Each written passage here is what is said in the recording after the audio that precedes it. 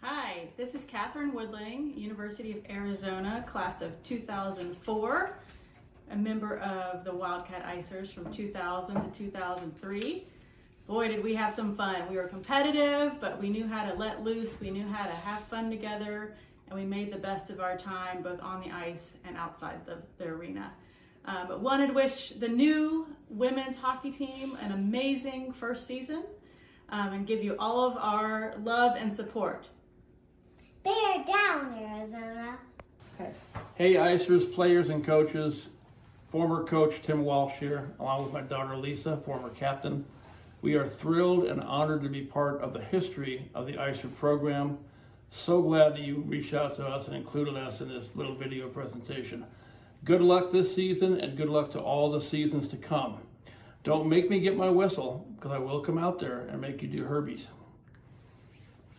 Hi Icers family, Lisa Walsh here, class of 2008. I'm very excited the team is back on the ice together and that everyone is fired up for a new season and a new chapter in the history of the Icers. Go Cats and bear down. Can't wait to see what you girls do. Hi, Carrie Glover, number 17 left winger from 1999 to 2003 and one of the co-founders of the original team. It's amazing how much a simple sport can make such a big difference in your life. Playing ice hockey at the University of Arizona was such an important part of my college experience. It gave me friends and a chosen family. It taught me how to be part of a team. It taught me life skills that I continue to use to this day, and not to mention that it's a hell of a lot of fun to play ice hockey. To this new team and this new beginning, I hope playing ice hockey for the University of Arizona brings the same joy, friendship, and wonderful experiences that it gave to me. Good luck. I wish I could be there to cheer you on today, and I can't wait to come out and watch a game sometime. Hey everybody, my name is Sarah Taus. I played on the Wildcat Icers for the 2001 and 2002 school year. I was number 12. I played lefty, and I just had the time of my life playing on this team. I grew up in Wisconsin and came to Arizona and really couldn't find my people until I found the Wildcat Icers my sophomore year. And I just really clicked with these girls and just had the best time playing for this team. So I know that you guys are playing on Friday night, and I am really upset that I'm not able to make it, but I know you guys are going to do great. So good luck, have fun, and bear down. Let's go! Hi, my name is Lindsay. Welcome. I'm so excited for y'all for this inaugural official season. I played hockey at U of A for 3 semesters, starting in the fall of 2005. My favorite thing about being an Icer was hanging with this amazing, talented, hilarious, goofy crew of women that we formed so many bonds and friendships that some have lasted 20 years, almost 20 years now. You know, a few people I still talk to, most of them are from the hockey team. So, you know, you have that to look forward to. Hopefully you get those bonds. Also, you learn so much about yourself and teamwork on the ice and the team that, you know, you carry that into the world and how you function in society. So soak up those lessons. You know, competing is so fun no matter what. So win or lose, there's always something to learn. So lay it all out there, do your best, and just have as much fun as possible. And go get them, bear down. My name is Molly Rudnick, and I was an Icer from 2000 to 2004. I had never played ice hockey growing up, but always wanted to. So when I got to U of A and saw that there was a team that would take people with no experience all the way to people who have been playing ice hockey from since they were 3 and are from Minnesota, I jumped at the chance. Learned how to play hockey relatively well during my time there, but also it was a defining part of my college experience in terms of making friends that I still have today. I continue to play ice hockey every time I've moved somewhere else. A women's ice hockey team is the first thing that I find because it has been a huge part of my life, and that all started on the Icers.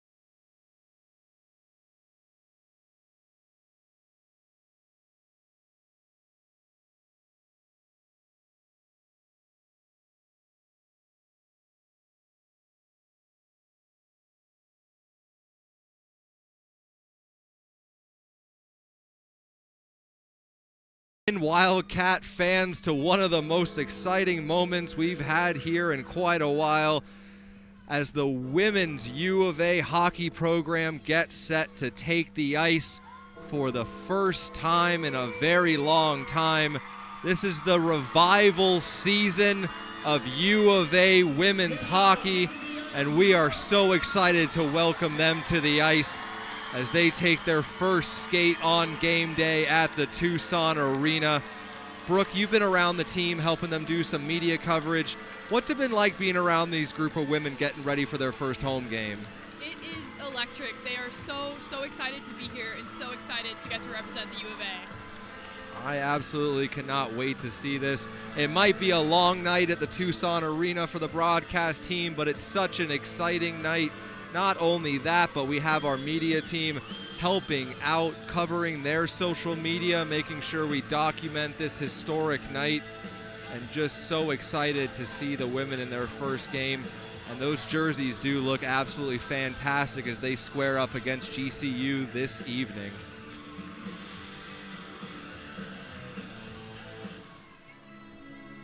So now we'll get the starting lineups for the University of Arizona women's program.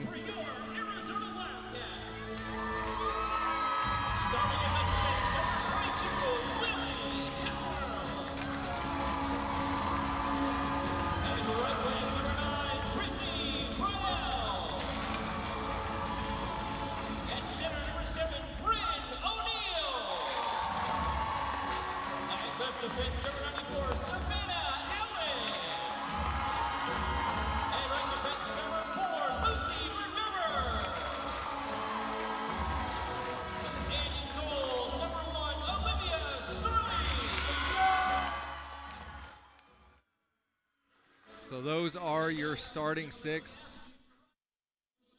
With the starting six out, it's great to look at how most of them are part of that freshman class. It means that our core girls of this group are going to be very young, which means we're starting out with a pretty young group. Great for something to build off of and great to have for the future of this program. We're looking at a strong forward group from this first group of girls. We have quite a bit of forward talent. We're also looking at quite a bit of talent in our defense. We have some really notable names looking at their stats from the juniors.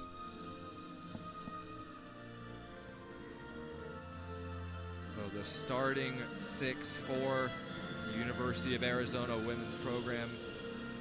Make sure we give them the recognition after the national anthem.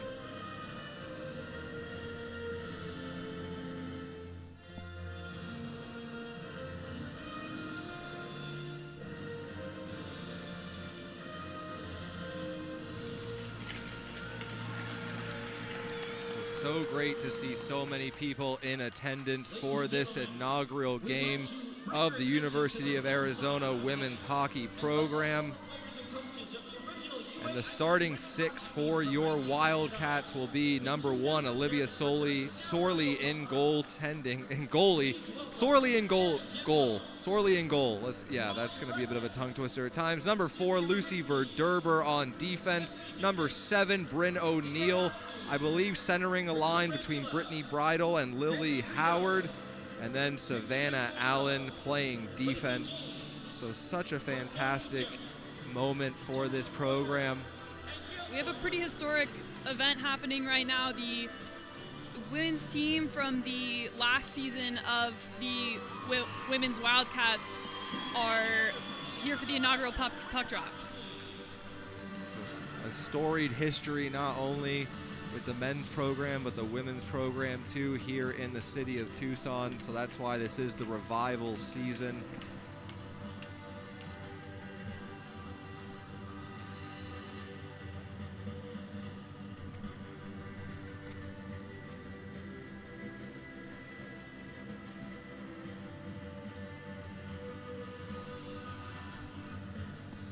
My apology if the parents of Lily Howell are watching the stream. On our roster for some reason I had her listed as Lily Howard, but that will be number 2, Lily Howell, playing on a line with Bryn O'Neill and Brittany Bridle.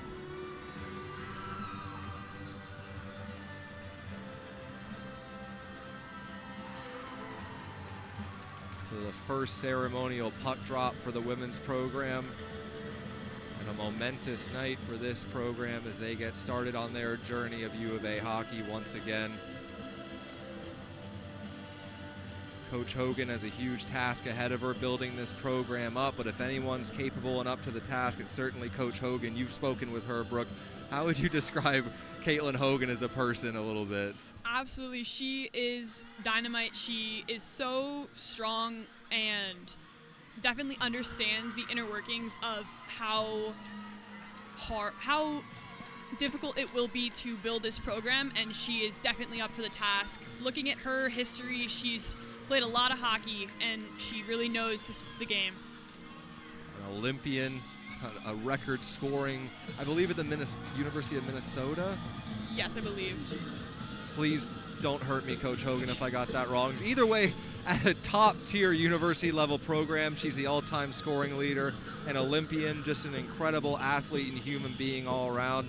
I've been very lucky to have some chats with her, trying to work as hard as we can to get the women's program's media up to scratch and get them as much eyes on this program in the Tucson community as possible. So the puck is dropped here at the first game of the season for the women's program. And we'll see what they can do against GCU and a tough opponent this evening. So now Lucy Verderber on the near boards does a good job to pinch in, keep possession. Lucy Verderber tries to go back around. Wildcats with possession, looking for the pass out in front, just not able to connect as that's picked off here.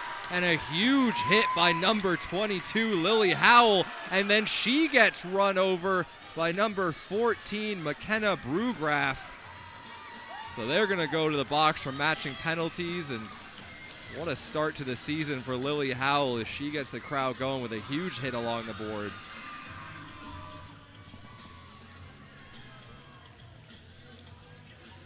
It'll be interesting to see what else Lily Howell does this season. She comes from a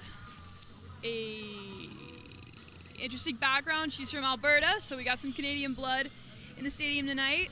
She has played a lot of games. She worked with the Red Deer Chiefs last year in her season. All right, we got the penalty calls. They got 2 minutes each with the checks.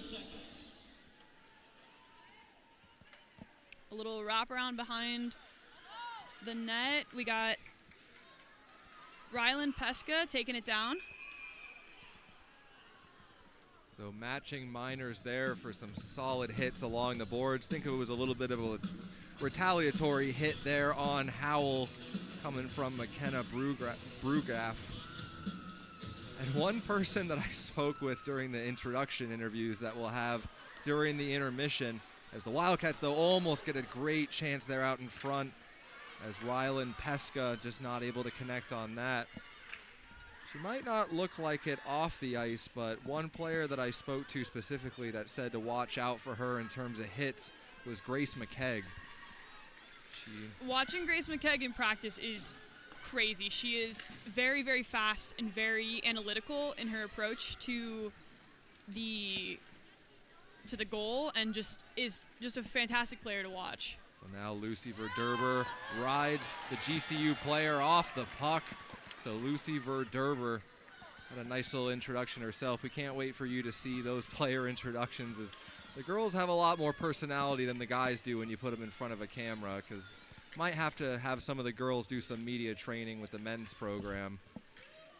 But a good start here for the Wildcats. I mean, the idea that this is their first game ever as a program, GCU more established, have had more time to practice, get together, but now a chance here. They look for a shot on net, quick one, and a rebound almost comes out right onto the stick of Ellie Gilbert. She's just not able to get the follow-up shot, but the Wildcats getting some good offensive zone time here, 4-on-4. So now it's going to be Riley Pesca, gets it over there to Lily Valamont. Back to Pesca. Down low, trying to find Gilbert once again. But the Wildcats, great job of creating a lot of offensive zone pressure here. Penalties expire. Howell races out of the box. So back to 5-on-5. Pesca doing a good job holding it in at the blue line, going down low here. And it's so great to see the support from the Tucson community, friends and family in the building for this women's program. Great back check there to break the play up. 16:54 left to go in the first period. First game of the season of the Wild women's program revival season. And now a little time and space here for them to possibly set up a scoring opportunity. Just not able to quite corral the puck.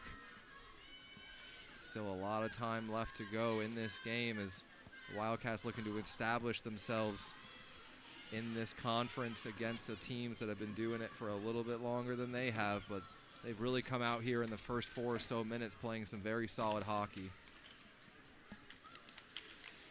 And having 2 games worth of names in my head is a little bit tough, so I apologize for that on the stream, but I'll get the GCU players' names dialed in as quickly as possible. But yeah, the U of A, I'm very, very impressed so far with their confidence and ability to control the puck in the offensive zone.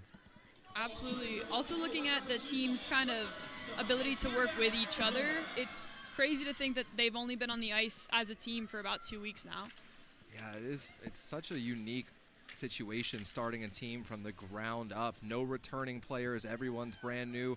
A couple of these girls had played with each other, whether it was in juniors or high school. They have a little bit of familiarity with each other.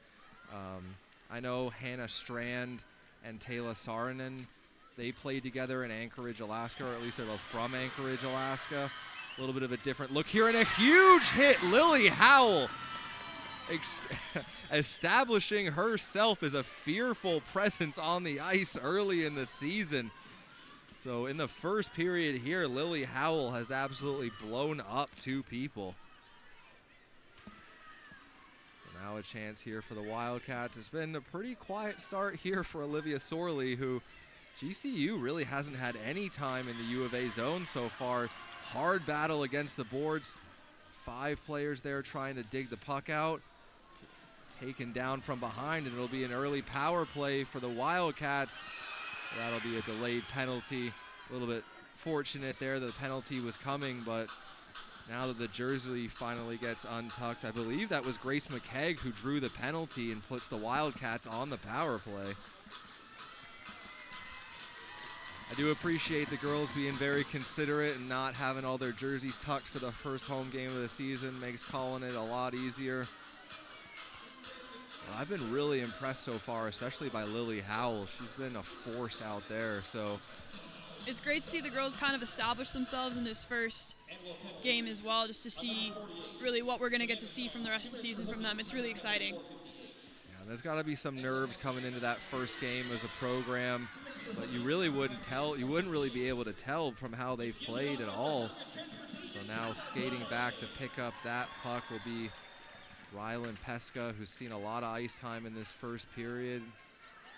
Certainly, we're both in the process of figuring out who are going to be the anchors of this team. Lucy Verderber, nice little drop pass there. Some good speed to get around the side of the net. Quick shot and a save, but that one pops out of the glove. Pesca behind the net.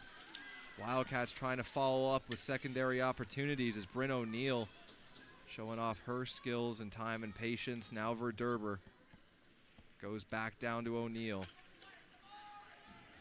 O'Neill, time and space, gets it over to Howell. Howell, quick shot, doesn't get all the way through as the U of A chants start up for the women's program for the first time. And the Wildcats absolutely dominant so far in this game.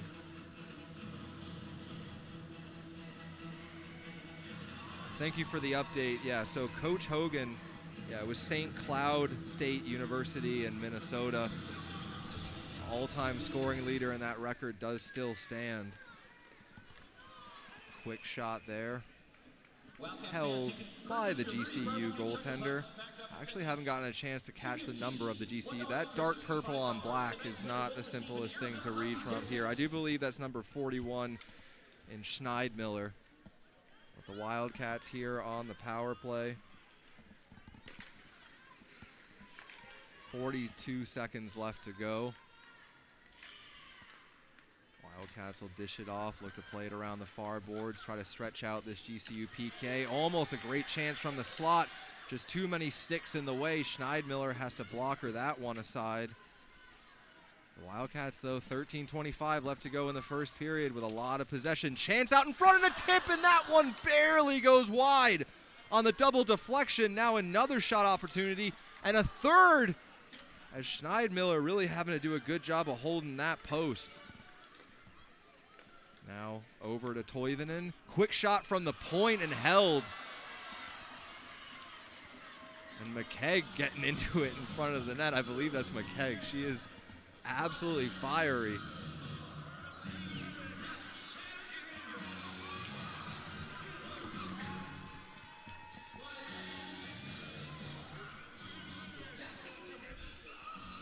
We're seeing a face-off from Megan Salford, and then can't really get a read on the GCU number from up here.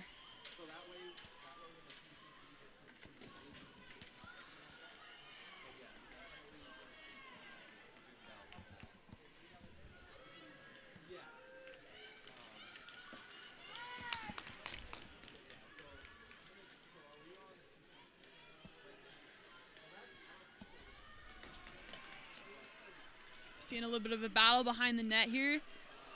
Ooh, shoot from third. Can't read the number from here, but I believe it may have been Lucy Valdemar.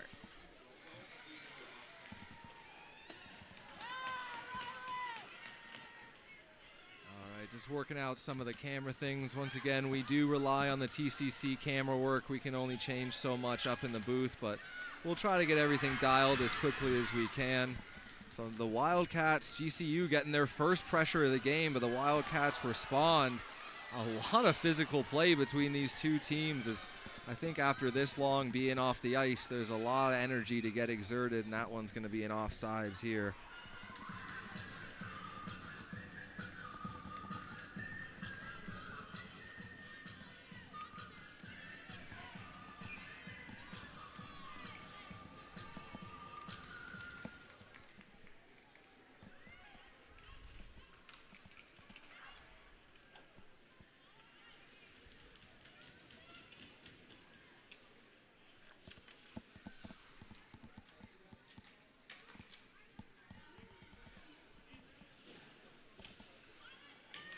Something for the women's program that's a little different than the men's program here at the U of A is that we have a lot of Canadian blood on this team. We have, I think it's maybe 6 Canadian players.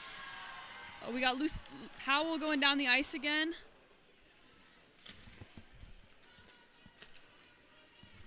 So the Wildcats with another good rush.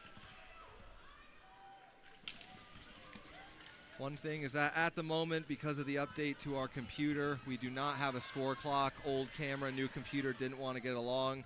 We will have the score clock back up as soon as possible for the next home games. As soon as we figure out the technical side of things, I'll do my best to keep you posted on the time. 10:52 left to go in the first period. And I would certainly say the Wildcats have had a much stronger start to this game than the GCU Lopes. Absolutely. It feels like most of the time is being spent in that offensive zone for the U of A. So now in to take the face-off, number 61, Grace McKegg, able to win it back to the point. Now Pesca with a quick shot. McKegg looking for a tip out in front, and that one's barely saved by Schneidmiller, but Grace McKegg, what a shift there to start this. What a great start to this shift. She wins a face-off, almost redirects one right out in front. And her size is deceiving with the, her actual height versus the size that Grace McKegg plays with is incredibly impressive. So now GCU looking to establish a little bit of their own zone time. Good stave there by Sorley as the Wildcats come in to protect the house.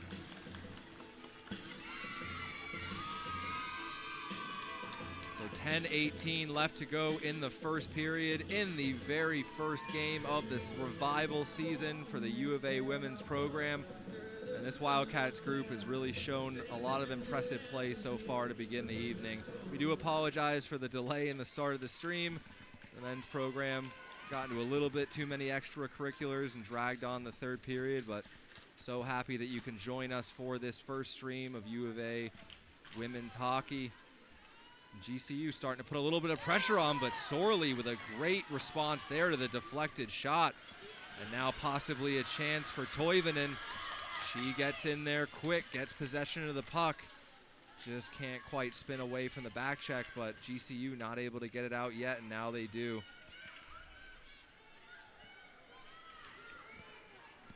Over the line here, trying to get possession of it is Gingrich for GCU. Decides to go behind the net. Not able to connect as Gilbert gets to it first. And some good defensive layers here from the Wildcats. Maybe wanted to go off the boards with that. It ended up hitting Gilbert with the puck, so doesn't get there for a turnover. Now Verderber tries to knock that one up the boards. Not able to quite complete the out. So a simple little pass. Didn't probably mean for it to be off the back of the net, but either way works out just fine for the U of A as Savannah Allen with a nice little move behind the net. So Verderber and Allen looking like a solid defensive pair that we'll probably be seeing a lot of. Quick shot there, and Sorley just decides to glove it, calm things down in the offensive zone for the Wildcats.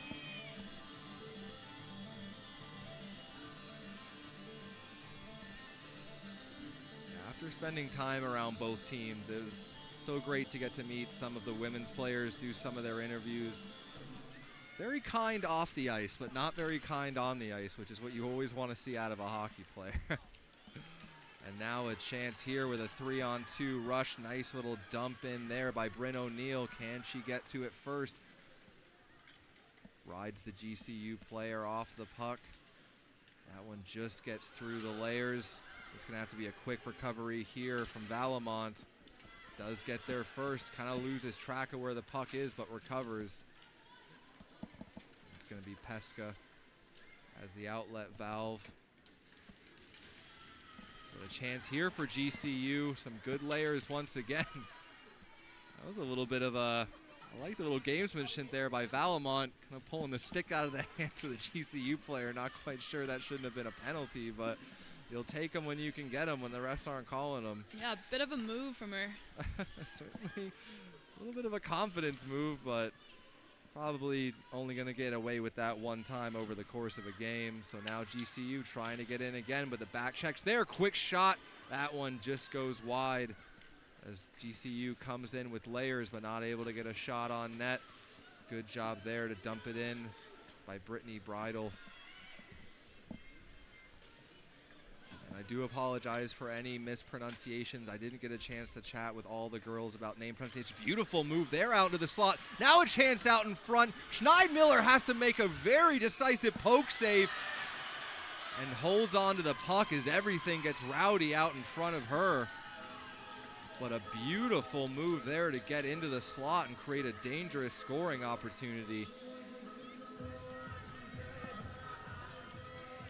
We're definitely seeing some aggressive play from the girls tonight. Men's program, women's program certainly doesn't matter. Hockey players are hockey players, and that's all that matters. Grace McKegg in to take the face-off. Can't win it forward, but good support there from the wing. Now McKegg goes back to the point. Pesca looking for a lane. Gets it far boards. Quick shot there. The Wildcats, I really like what they're doing, posting out in front, looking for those deflections, trying to beat Schneidmiller with traffic out in front. McKegg mixing it up just as we thought she would. Now a chance here. That one looking for McKegg on the back door, but couldn't quite connect with the pass. Verderber stays on the attack and gets a good shot off and draws a penalty as well. So Verderber doing a fantastic job there to get an opportunity and draw a penalty. Still with the puck, quick shot there. So one thing that I'll have to figure out is number 20 for the U of A Wildcats is not listed on the roster. Maybe just their jersey didn't come in time because they don't have a nameplate or that. So we'll have to get that figured out real quick.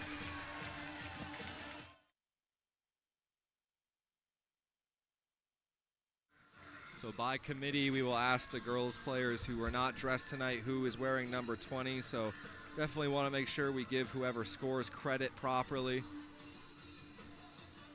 So the Wildcats back on the power play after Verderber's singular effort does a great job to draw a penalty. So Lily Howell in to take the faceoff. Wildcats win it. Quick shot. Schneidmiller and another opportunity. So Schneidmiller has to stop 2 grade A chances there. Now Pesca gets it over there. Quick shot. That one gets pushed aside, but a good job by Brittany Bridle. So it's actually it's Saarinen wearing 20, so not sure. Maybe her name didn't fit on the back of the jersey and they had to throw a different one on her, but that makes sense because, Lily Howell, Taylor Saarinen, it's a good line right there. Now maybe a chance, can't get the shot past is Brittany Bridle. Now they go back to the point. Pesca with it once again. Pesca seems to be the quarterback for this power play. Tries to go out to the slot, but unfortunately no one home. Now a race for the puck. Able to get to it first and drive the net. Sorley comes out and plays that fantastically as Gingrich was trying to drive all on her own. And I think Gingrich drew a penalty in the course of that. So the Wildcats, things will get evened up for 4-on-4 here for 59 seconds. I believe that's going to be Lily Howell heading to the box, number 22. So we'll see the first edition of 4-on-4 hockey for the Wildcats.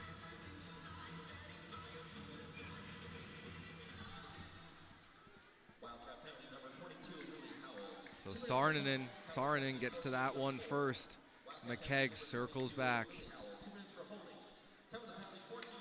McKegg gets that one stripped, but GCU not able to take advantage. Toivonen gets bumped off the puck there by Hui. Great move there by number 64. Pesca showing some great wheels and creating a lot of time and space. Gets taken down, but McKegg's there, gets the shot away, but not through. 5 minutes left to go in the first period. Quickly over to Pesca. Pesca with a quick shot, blockered aside by Schneidmiller.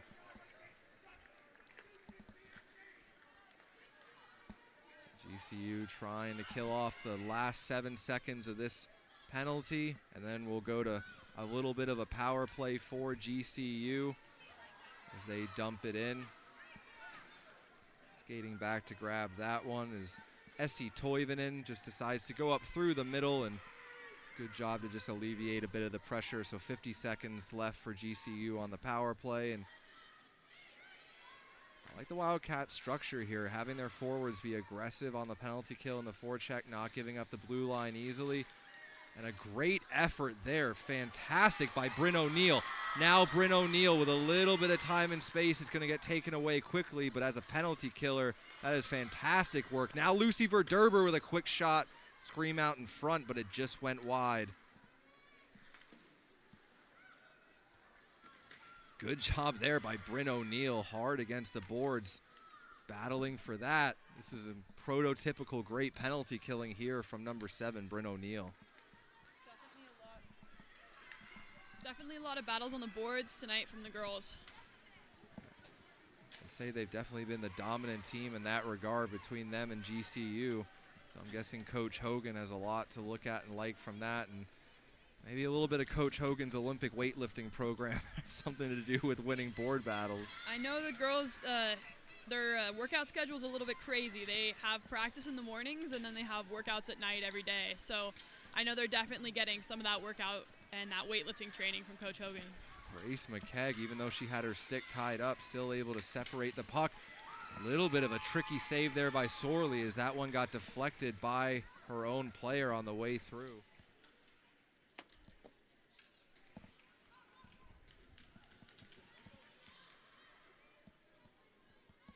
It goes back up the ice for the GCU player. Attempts a long shot down the ice. Now we got it banging through the boards. Sorley watching for the icing call.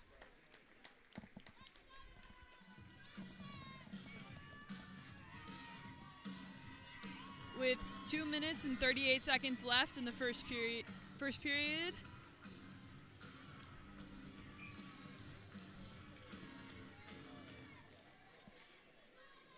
U of A wins that face-off.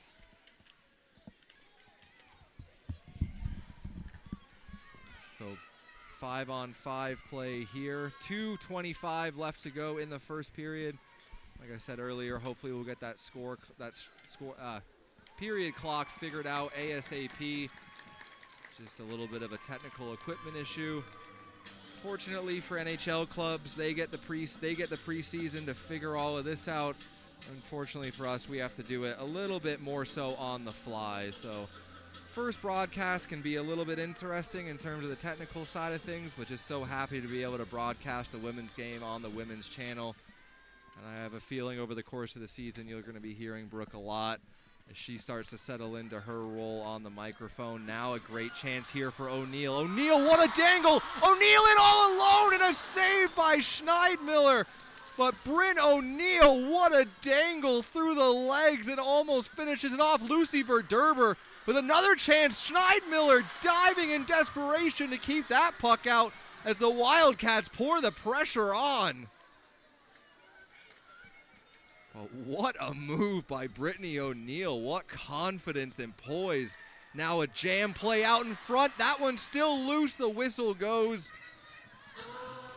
But that line for the Wildcats has been fantastic so far in their home opening game. Yes, applying so much offensive pressure to that goalie, the GCU. Bryn O'Neill, Brittany Bridle, and Lily Howell looking like the de facto first line a little bit here for the Wildcats so far in the season.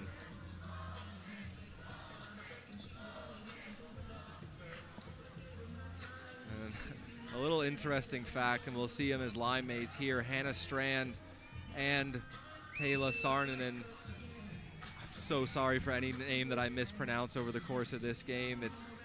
Yeah, but anyway, it was during their player interviews, and we'll see them in the intermission, them both being from Anchorage, Alaska. Their main comments were, Sarnanen's was she came to Arizona to make up for the lack of vitamin D in her bloodline.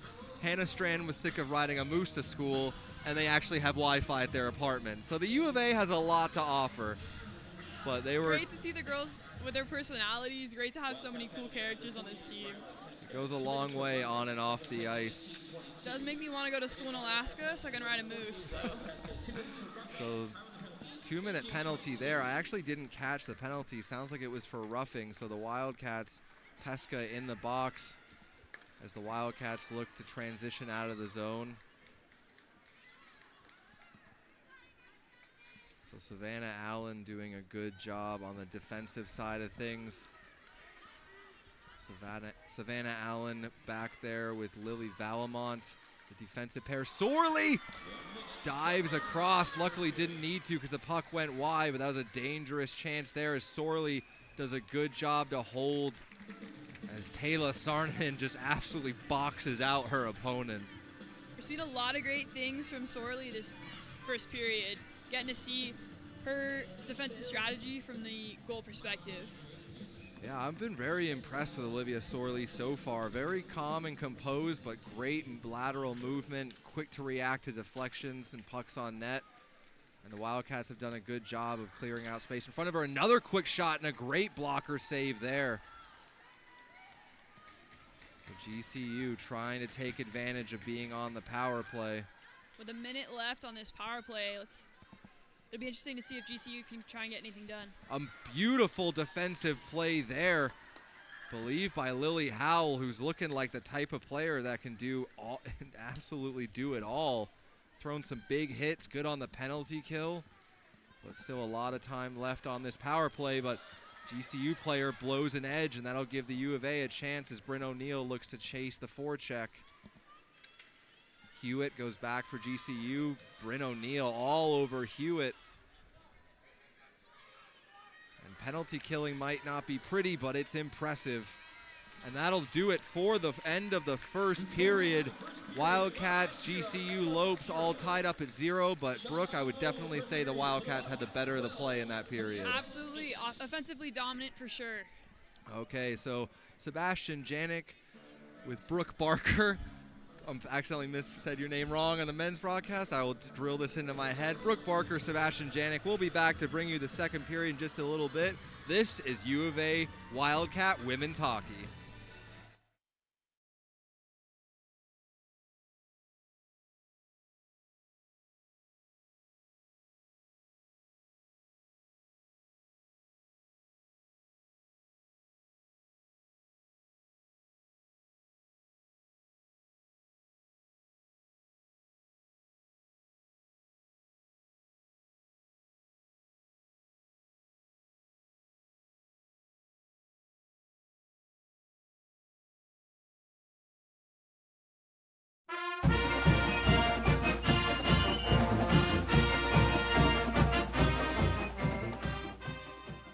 Hey Wildcat fans, my name's Riley Armstrong. I'm number 27.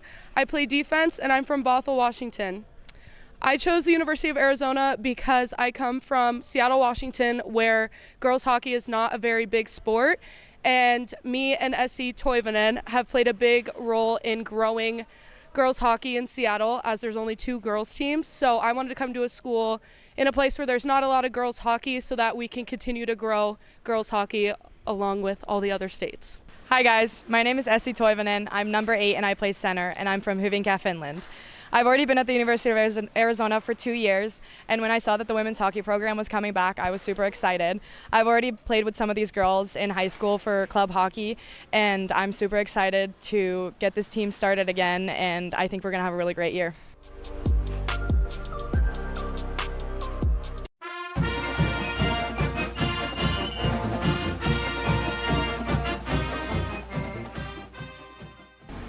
Hi, I'm Grace McKeag. I'm number 61 from Hamilton, Ontario, Canada, and I play center. Hi, my name is Bryn O'Neill. I'm from Prior Lake, Minnesota. I'm number 7, and I also play center. Bryn, what are you most excited for this season? I'm most excited for the opportunity to play with such an amazing group of girls and to be able to play the sport I love in my new home. Grace, why are you so excited for this season? I'm excited to play college hockey and prove to everyone that we're here to stay. Hi everyone, my name's Hannah Strand. I'm number 10 and I'm a wing. And here's my liney. My name's Taylor Saarinen. I'm number 26 and I'm also a wing. We're both from Anchorage, Alaska. So Taylor, why'd you want to come to Arizona? To compensate for the lack of vitamin D in my bloodline. I was also very sick of riding my moose to school. My apartment actually has Wi-Fi here. On a real note, we're really excited to play for this team, and Caitlin's a great coach.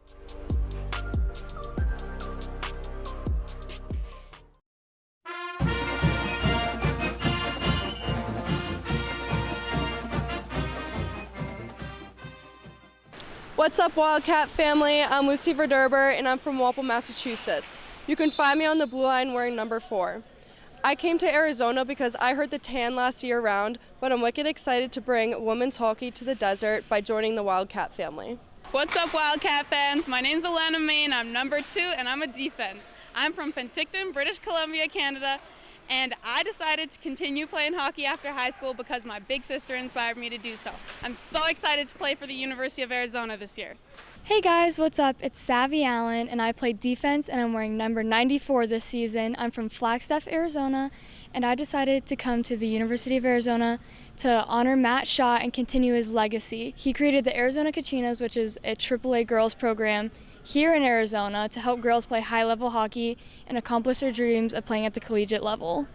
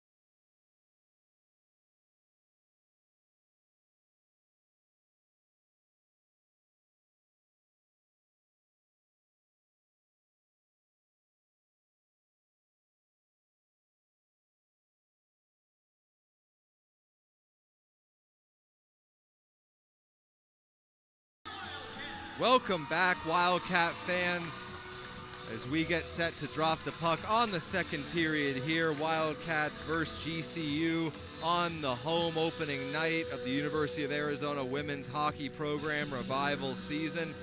A very impressive first period there from this team, as they have had very little time to get to know each other on and off the ice and just practice in general.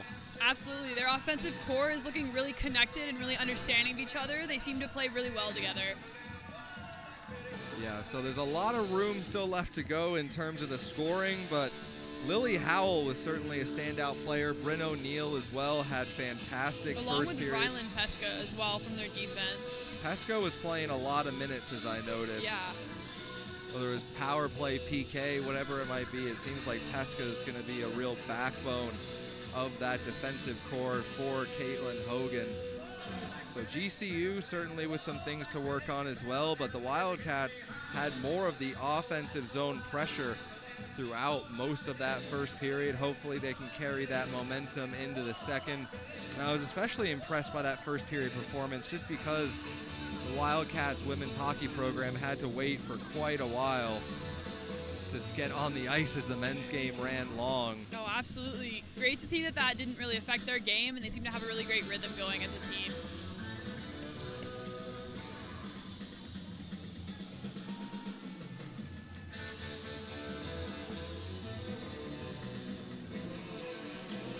We're still seeing Olivia Sorley, number 1, in net as the goalie for this period as well. So now the puck dropped on the second period. As that one just gets through the legs there of Allen. She'll wrap it around the back of the net. Some good pressure there and a good hit by GCU, but Lily Howell with great positioning to get in the way of that. So a chance here, and Sorley has to stick out the pad real quick as GCU tries to shove her and the puck into the goal, but the whistle goes. So Olivia Sorley doing a great job there, holding that puck off the line. As GCU comes out here in the second, and with 19:37 left to go. Just the very beginning of the second period.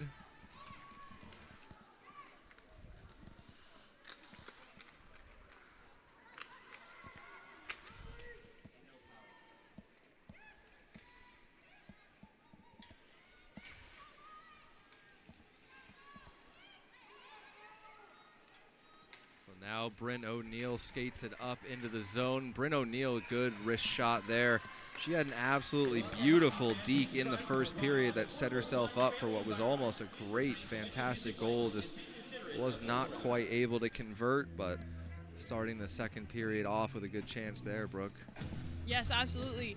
It'll be great to see what the girls do in the second period, especially now knowing what their offensive and defensive lines are kind of looking like. So now along the boards there for number 10, Hannah Strand. Up to the point, quick shot, that doesn't get through. But a great job behind the net by Saarinen. Strand and Saarinen both coming from Anchorage, Alaska, working together as line mates. As that puck still down low, Saarinen strips that puck away. GCU trying to get it out, but they can't with a pinching Wildcat defenseman. And I believe that's going to be an interference call there against GCU. So the Wildcats now, they'll get a power play opportunity as Lucy Verderber drew the penalty. It'll be great to see what the girls can do in this PK. PP. Luckily not a PK. I think this is finally we'll get to see what the Wildcats team is capable of on the power play with their special teams unit. Would love to see them break the ice here. Battle down low. Lily Howell, great job to come away with the faceoff. Now Lucy Verderber skates in, quick shot, and a good save there. As Schneid Miller was able to hold on to that one, but Lucy Verderber, no hesitation to get the shot away, look for a rebound on the power play. So back to Verderber once again, tries to go down low. Gets it over, good back and forth there between O'Neill and Toivonen. So now Howell creates a little bit of space, but just not able to complete the pass as it was read pretty well there by Ramsey. Luckily for the Wildcats, not an odd strength breakaway going the other way. So now Verderber will wind it up once again.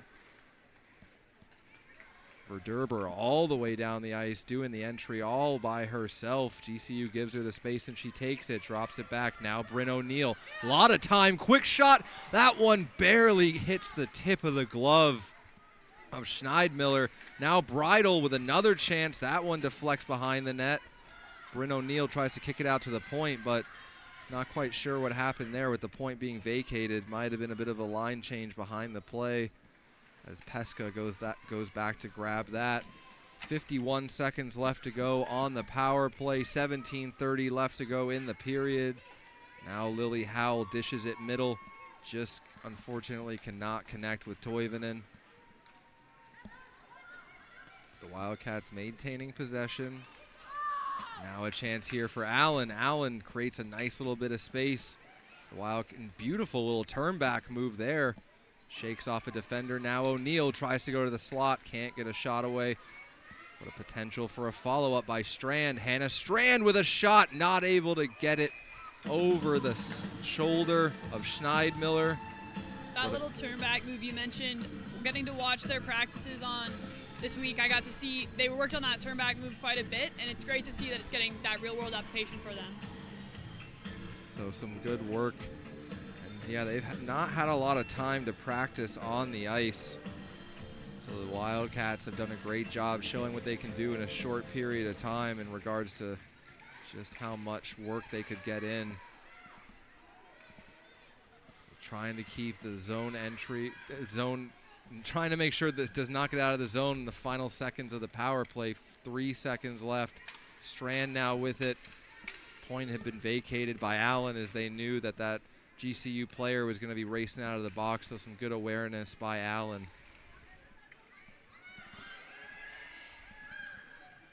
Going all the way back into the zone. GCU, their first time in the Wildcat zone in a while. 16:22 left to go.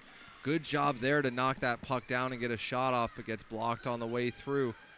Can the Wildcats turn this into offense? Just not enough on the pass to get all the way up to Sarnanen. A lot of traffic along the boards. McKegg trying to get there first. Pokes it forward for Toivonen. McKegg, nice little move there. A beautiful, another one. Now Grace McKegg with a shot and a save by Schneidmiller. But two beautiful little touches by Grace McKegg.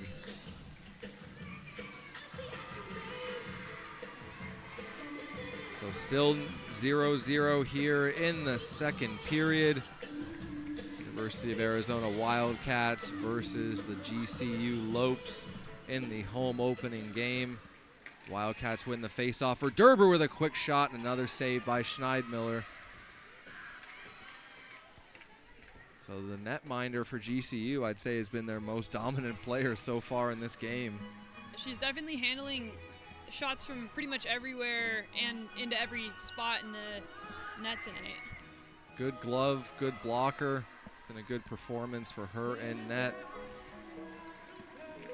So good face-off win there. Another shot from Verderber. That one gets sticked into the corner. And the Wildcats get possession back and continue to apply this offensive pressure. Gets through 2 layers, but not the third. Goes back there to Valamont. Nice cross-ice pass, just a little bit in the skates, unfortunately for Hazard. But now a chance for GCU. Looking for a quick shot and a good glove save by Sorley. So a good job there by Jenna Sorensen of GCU to get the shot away, but not able to beat Sorley glove side. 15:20 left to go in the first period. All tied at 0 so far, but the Wildcats have almost broken through at least a couple times in this second period and definitely had their chances in the first as well. So Bryn O'Neill wins that face-off. Bridle trying to get it down the boards. Good job there to come over from Lily Howell and get possession.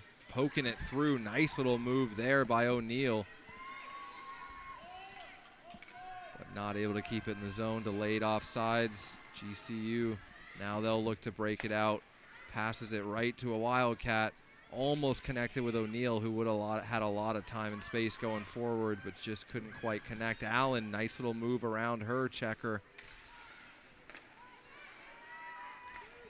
Now GCU looking for the breakout. Broken up, though, by Pesca. So what can the Wildcats do here? Brittany O'Neal, play blown dead. You see what happened behind the play, Brooke? So we'll see. Don't believe there was a penalty called on that play, so the puck gets blown dead. And we'll get a face-off here. McKagan to take the face-off, tries to win it forward and does. Now Sarnanen working with Hannah Strand. Now Hannah Strand looks to drive to the net, gets a good shot away, but Schneidmiller once again shuts that down with no rebound. We've seen really aggressive face-offs from the girls. They really have been pushing through to get that step forward. Grace McKegg seems to really like trying to win that face-off forward and have her wingers come in and in support. So 14:20 left to go in the second period. Wildcats with some good opportunities, just haven't been able to beat Schneidmiller yet. Good chance for a quick up there. Wildcats regain possession, can't get over the blue line. Good job by GCU to step up at the blue line and take away any time and space.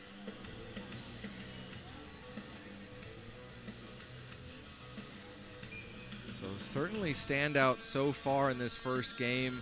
Bryn O'Neal, Lily Howell, Grace McKegg.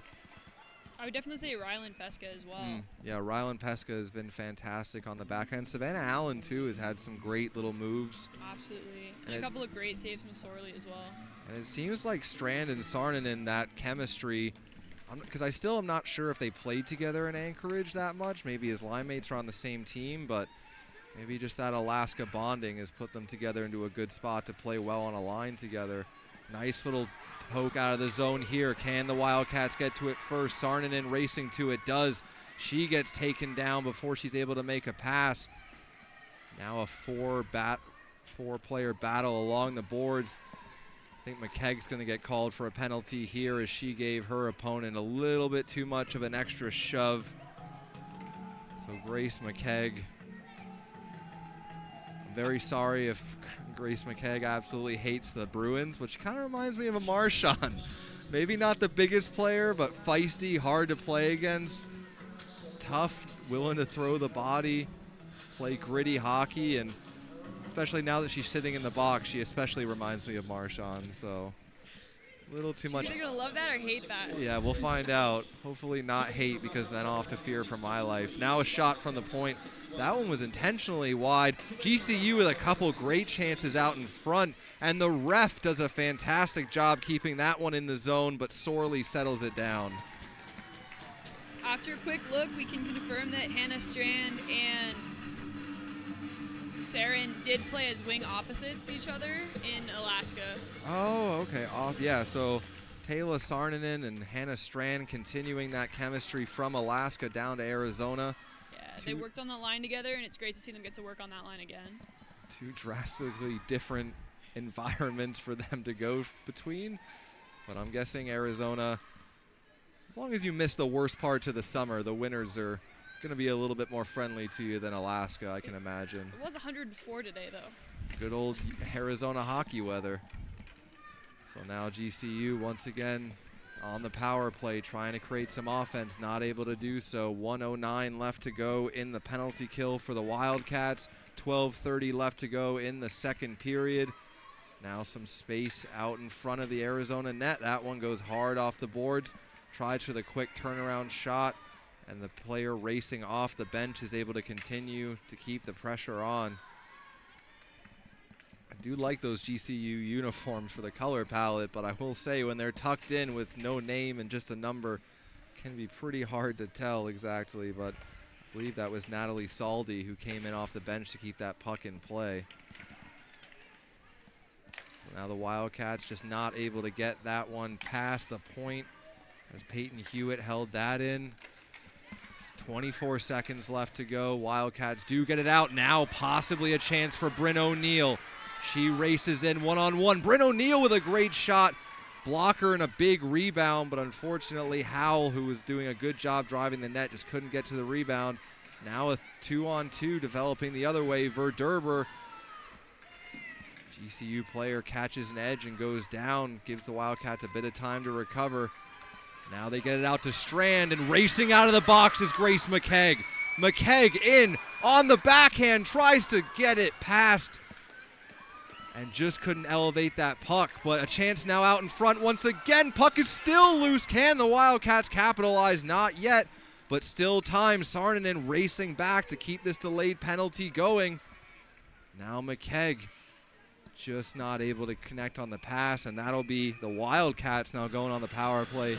So McKegg racing out of the box, gets onto that puck, tries to elevate it from the backhand, but draws a penalty in the process. And the more I see, the more the Marchand comparisons keep coming up. But the race out of the box to the shot really gave it away on that one. I mean, race out of the box, hold it on the backhand, draw a penalty. It's eerie, but yeah. So either me and Grace McKegg are going to be friends, or she is going to absolutely despise me after this. Depends who her team is, really.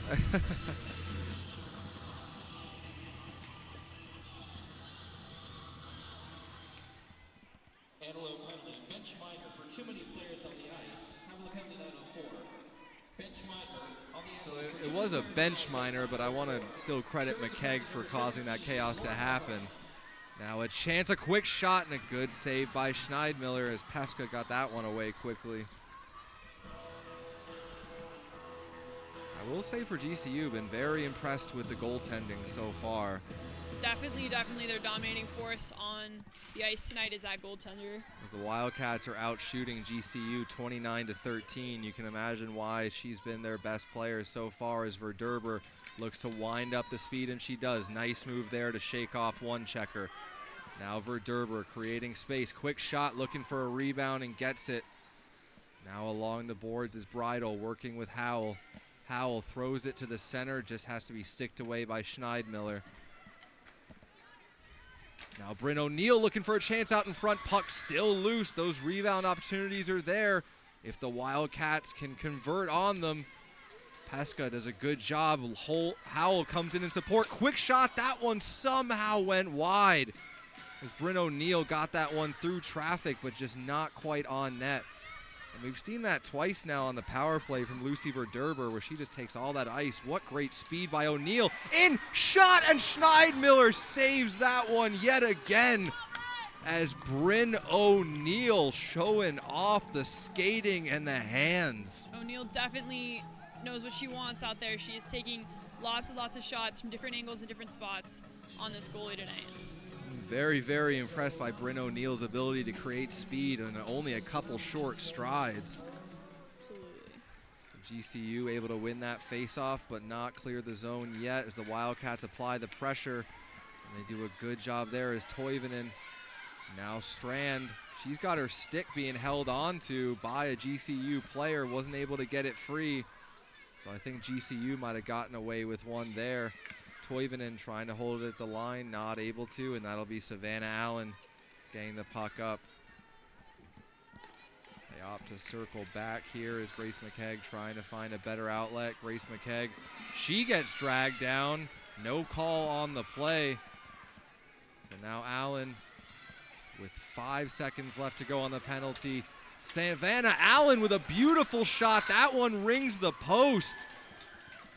And the Wildcats, that one gets cleared down as Toivonen in pursuit there of Mahoney. Toivonen gets back, so a good job there by her. Now Artega. So the Wildcats, a couple fantastic opportunities on the power play, just could not beat Schneidmiller. But if the Wildcats keep playing this way, I got a feeling that dam is going to break open at some point. So now Hewitt able to keep it in along the boards for GCU. A little bit of a tough call there on Savannah Allen, as thought it was a little bit more of the GCU player stepping onto her stick more so than anything else. But now GCU back to the power play as we stay 0-0 with 8:17 left to go in the second period.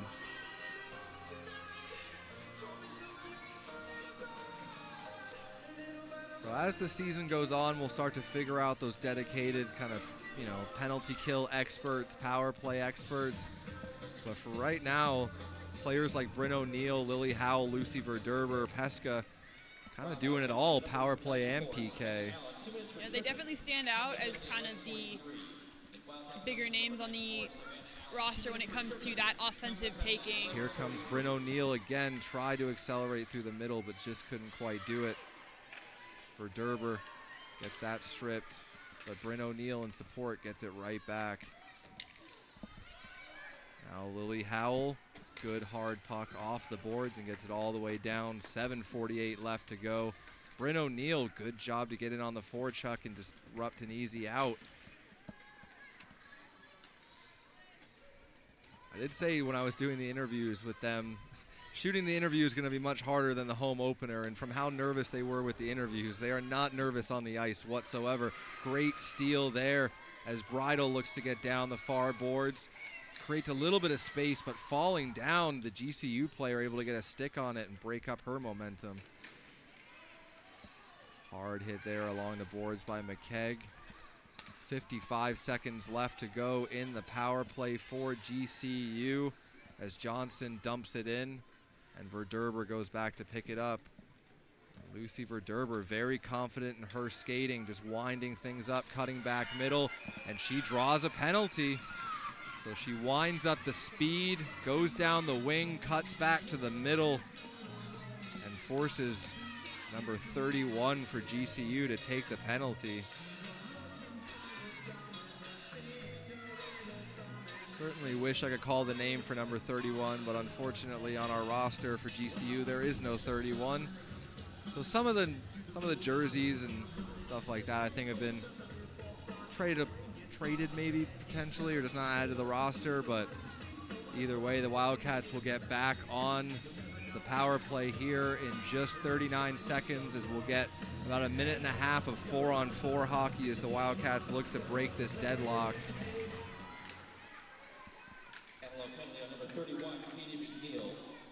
So that's number 31, Kaylee McNeil. So now we know who 31 is. That's great to know. Listed as 7 on the roster, but 31. So Kaylee McNeil heading to the box, 4-on-4 here. Nice little move there. Once again, Bryn O'Neill showing off her skills, but Wildcats get stuck in their own zone. Good job by Pesca to knock down her opposing player. And now let's see what Lily Howell can do. Lily Howell, given a lot of time and space, just can't make the final move through the defender, but Bryn O'Neill reads it beautifully. Now Lily Howell looking to go to the net, tries to find O'Neill on the back door. So Howell and O'Neill with some fantastic chemistry. Toivonen smart move to drop it down low. Minute and 7 seconds of power play time for the Wildcats. Quick shot out in front. Had a player looking back door for the tap in, but just too many skates in the way. That one rims around. Puck comes free. Wildcats get possession. Now Lily Howell once again back to the point to Toivonen. To Howell. Oh, almost able to get that puck across. Wildcats have about 35 seconds of power play left. They've been really looking for that cross seam backdoor pass, but it's just not been there with sticks and skates in the way so far. Now a chance here for GCU, and Olivia Sorley with a fantastic save on number 12, Rory Artiega.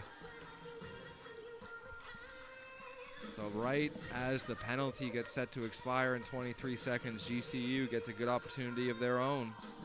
There's a great attitude from Sorley tonight. She seems really confident, really calm, and really ready for all of these shots. Now Verderber behind her own net with Pesca. Pesca decides to go middle. Wildcats maybe with one more chance for a zone entry. Hannah Strand goes down the far boards. Nice little pass there. Shot does not get through. Another one. And a good job there by Schneidmiller to hold on to it just as the penalty expires. 4:55 left to go in the first period. All tied at 0, but the Wildcats certainly could have had a couple with how they've played so far in their opening game. So McKay McKegg in to take the face-off, able to win that one clean. Verderber just couldn't quite get all that she wanted on that pass. And now Saarinen tries to get it behind the net and does. McKegg gets challenged along the boards. Strand comes in support, but the Wildcats just can't keep possession. Couple broken passes there, and that allows GCU to get out of the zone. So now racing back is McKegg under a lot of pressure. Takes a hard hit, but it's the GCU player who goes down. Wildcats, can they get this past the pressure? They get through one layer, but not the second. Pesca now. Not able to find the outlet she was looking for. Now a beautiful move out in front, and Sorley has to be very aware to that backhand move and makes a fantastic save. So Verderber does a good job to stop up, open up some room. Good diving job there at the line by GCU to keep the play alive. That one gets deflected. Doesn't hit the netting though, so play goes on. I think the Wildcats really need a change here, so they try to get it as deep as they can and get fresh skaters out. They do, and GCU almost able to connect on the breakout pass. So a good pass up there to Lily Howell. Bryn O'Neill trying to follow up, but ends up back on the stick of Lucy Verderber. Lucy Verderber, couple nice moves. But read well there by Ramsey, and that gives GCU a chance. They try to float it middle. Broken up once again by Pesca, who's been out there for a long time at this point. Pesca's definitely racking up her minutes in this first game. So Pesca decides to just ice that one. I don't know. I think that's just a sense of they need a breather any way they can get it at this point. It'd be interested to see if Coach Hogan maybe calls a timeout. As whenever you see the sticks on the knees, that means it's been a long shift. 2:49 left to go in the second period. All tied at 0 so far. Thank you for everyone sticking around to watch the game on YouTube. We'd love to see you support U of A women's hockey in person. But watching the stream means a lot. Now Lily Howell with a couple great moves. She just can't get enough room to drive the net fully. She gets shoved down hard against the boards. GCU trying to escape the pressure, and they do. Nice little cutback move to the middle, but it's not enough. Bryn O'Neill to Bridle. Just goes wide. Pumped in deep there. Pesca trying to get it through everyone, almost does. That one hit the skates of number 44, Natalie Saldi, but Bryn O'Neill comes back with the puck. Bryn O'Neill, couple nice moves to create space and delay. Now O'Neill looks to go back to the other side to Strand and does connect. Bryn O'Neill's calling for that puck. Hannah Strand, I think she maybe could have gone to O'Neill there, but just decided to err in the safety of going back to the point. But O'Neill loses that one-on-one battle. Wildcats can't get it deep. Strand, and then now it'll be Pesca back to chase. 1:33 left to go in the second period. Pesca circles back, nice little turn move there. The edge work has been very impressive from a lot of the women tonight, as you would expect from a high-level program that Caitlin Hogan's trying to build here. Can only imagine where they'll be a couple years from now, or even at the end of this season. So now a chance for Bridle. Tries to get it middle, just can't get enough on it. Saarinen working down low, gets it back. Is able to connect with McKegg again. McKegg pulls it off the boards, trying to get it out in front to Strand. Almost does. 52 seconds left to go. As the lone GCU player in number 8, Jenna Sorensen, just not able to get much going, and penalty is going to be called here, and that's going to be against GCU. So with 43 seconds left, Wildcats will go back on the power play. It'd be great to see if they can get something done with this power play. So that would be number 8, Jenna Sorensen, who did a good job creating some pressure, but then takes a slashing penalty and immediately goes to the box.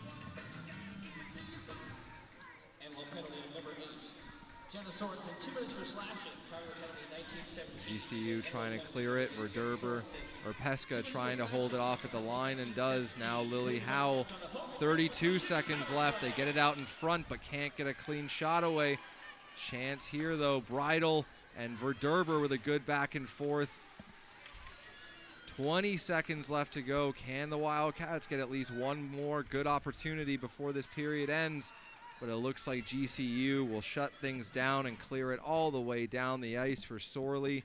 8 seconds left, so not enough time for the Wildcats to do damage, but you got to be safe in your own zone with this little time left in the period. So that will do it for the second period. Sebastian Janik with Brooke Barker. We will be back to bring you the third period after the intermission. This is U of A Women's Wildcat Hockey.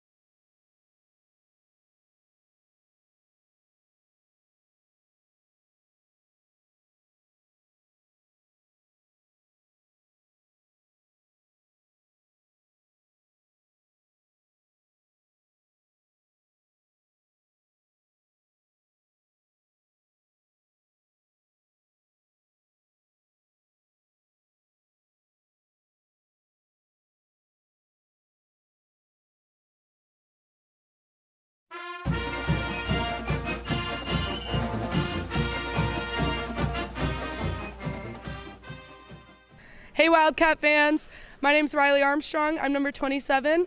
I play defense and I'm from Bothell, Washington. I chose the University of Arizona because I come from Seattle, Washington, where girls hockey is not a very big sport. And me and Essie Toivonen have played a big role in growing girls hockey in Seattle, as there's only 2 girls teams. So I wanted to come to a school in a place where there's not a lot of girls hockey so that we can continue to grow girls hockey along with all the other states. Hi guys, my name is Essie Toivonen. I'm number 8 and I play center, and I'm from Hyvinkää, Finland. I've already been at the University of Arizona for 2 years, and when I saw that the women's hockey program was coming back, I was super excited.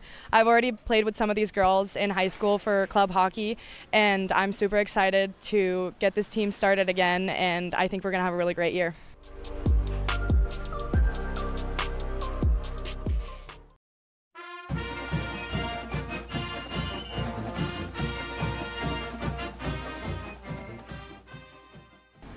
Hi, I'm Grace McKeag. I'm number 61 from Hamilton, Ontario, Canada, and I play center.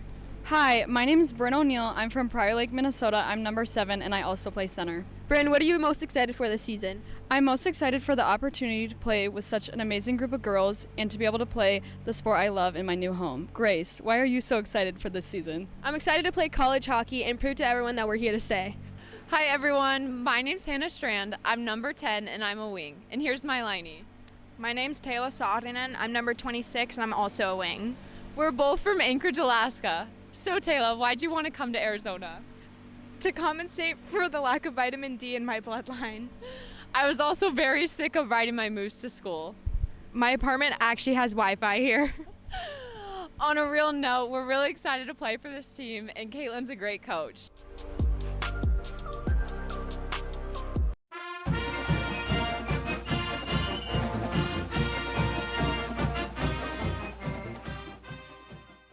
What's up, Wildcat family? I'm Lucy Verderber, and I'm from Walpole, Massachusetts.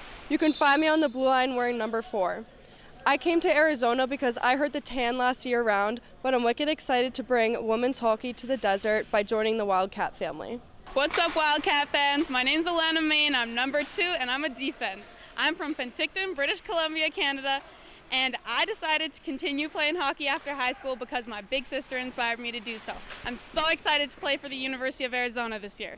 Hey guys, what's up? It's Savvy Allen, and I play defense, and I'm wearing number 94 this season. I'm from Flagstaff, Arizona, and I decided to come to the University of Arizona to honor Matt Shaw and continue his legacy. He created the Arizona Cachinas, which is a AAA girls program here in Arizona to help girls play high-level hockey and accomplish their dreams of playing at the collegiate level.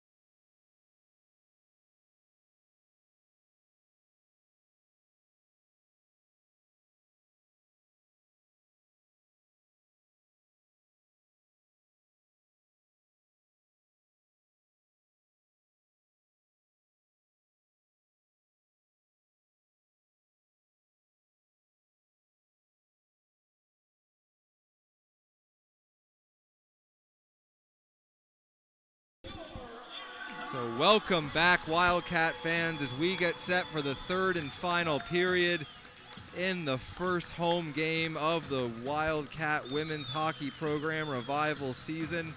It's been a tight matchup here, but I definitely believe the Wildcats have played a better 40 minutes so far. Brooke, we've talked about a couple of the players that really stood out. If we wanted to highlight one so far in this game, who really stands out to you? Honestly, I would definitely say Grace McKegg, if I'm pronouncing that right. She is a dominating force when it comes to the offense. She's really pulling the lines together to keep them moving on that forward, and she's taking really, really aggressive shots. Yeah, Grace McKegg has been fantastic so far in this game, but I think Bryn O'Neill has really showed me that she is such a great two-way player, has a lot of confidence to pull off moves, create scoring opportunities. If I was going to put my money on someone to break this open for the Wildcat team, it would be Bryn O'Neill. But also the combination of Hannah Strand and Taylor Sarnanen has been very noticeable as well. Their chemistry working together on that line with Grace McKegg. But it's been an interesting start to the women's hockey program, obviously because of the delays from the men's game. It's 11:07 p.m. on a Thursday night. But the energy has still been there, which I applaud, absolutely. Absolutely. There's also such a confidence from the girls in this game, which is really impressive coming in after only 2 weeks of really the program's practices and even the team itself getting started. All right, so the first face-off of the third period now underway. Wildcats with possession. They do have 1:08 left on their power play. So we'll see if the Wildcats can break through. Bryn O'Neill, beautiful move there, trying to set up a scoring opportunity. Just not able to finish off the communication with Lily Howell, but now Lucy Verderber will cycle back. Decides to pass it off there to Pesca. Hard pass into the skates of Bridal, but Pesca gets it right back now. Trying to get it over the blue line. Beautiful move there yet again by O'Neill. So now a chance here for Howell, a quick shot, and that rings the post. What a setup by O'Neill, and Howell almost finishes off, but now another chance with a quick shot. Rebound out in front, puck still loose. And unfortunately, Verderber had just come a little bit farther down into the zone. But Lily Howell absolutely ringing that one off the post. O'Neill and Howell are definitely working well together in this third period to get that shot in. Little bit of a tough call there against Lily Howell as she just barely got the stick in the body and the GCU player. But you take a penalty when you can get it. So it'll be 9 quick seconds of 4-on-4, and then GCU will be heading to the power play. So Grace McKegg out there to take the face-off yet again.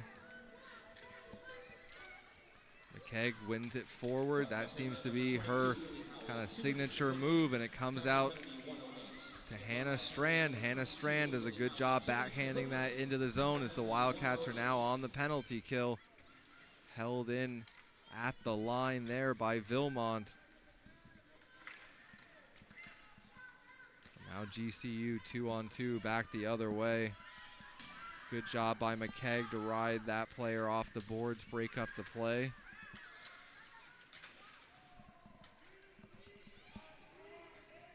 Gets stuck along the boards as everyone battles away for it. Someone trying to pry it loose. McKegg causing a bit of chaos as usual. Pesca's in there.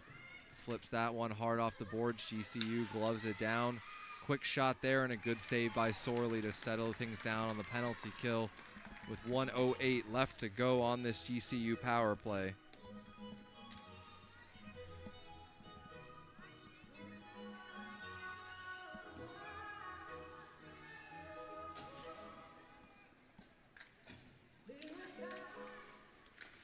So now GCU trying to get it out in front.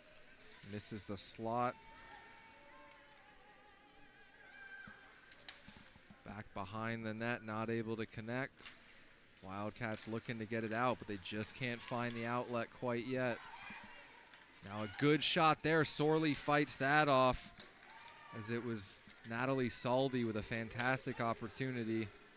Essie Toivonen can't quite get it past the blue line. Shot, and I think Sorley had to kick that one out to the corner through a lot of traffic Not long left on this power play. So Verderber gets it around the boards, looking out to the slot yet again as GCU desperately trying to get something on their special teams unit. That one comes out of the zone, delayed offsides, gives the Wildcats a chance. And Bridle just not able to get past the check along the boards by the bench, or would have had a lot of time and space. 4 seconds left to go at the end of this penalty, but now a chance here for Bryn O'Neill. O'Neill with a quick shot and a good glove save by Schneidmiller. We're definitely seeing some great defense from both goalies tonight. Lots of just grabs out of the air and lots of just deflections as well. The Wildcats just trying to get anything on net as the time ticks down with 16:43 left to go. A chance out in front for Lily Howe. Puck still loose, and Schneidmiller is down and out, but the Wildcats can't get another shot on before she is able to recover. Great opportunity yet again there for the Wildcats. It feels like a matter of time before they're able to get one past Schneidmiller.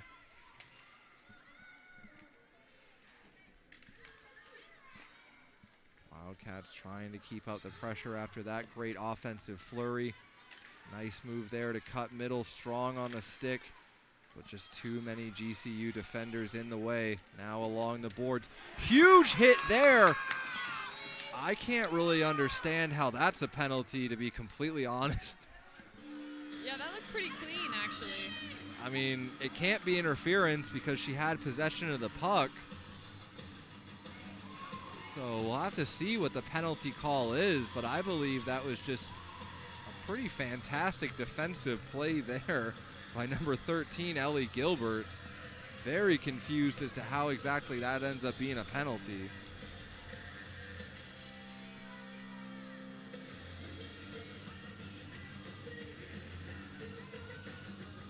So now the Wildcats back on the penalty kill once again, unfortunately, after Gilbert just tries to play hard hockey against the boards.